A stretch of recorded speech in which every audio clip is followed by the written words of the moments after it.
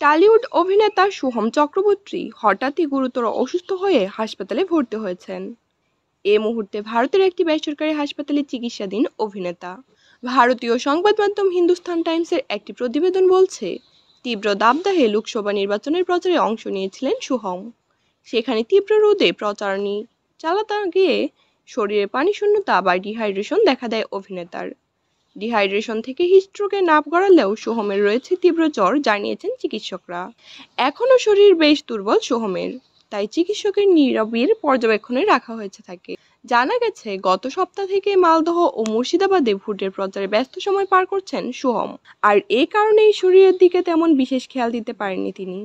এদিকে সোহমের অসুস্থতার খবর ছড়িয়ে পড়লে শঙ্কিত হয়ে পড়েন অনুরাগীরা। কবে প্রিয় তারকা সুস্থ হয়ে বাড়ি ফিরবেন, এমন আশায় দিন গুনছেন ভক্তরা। প্রসঙ্গত, নির্বাচনী প্রচারণায় আগে মিঠুন চক্রবর্তীর সঙ্গে সাজশ্রী এবং পরিমণির সঙ্গে ফেলুবক্সি সিনেমার শুটিং নিয়ে ব্যস্ত ছিলেন টালিউড অভিনেতা।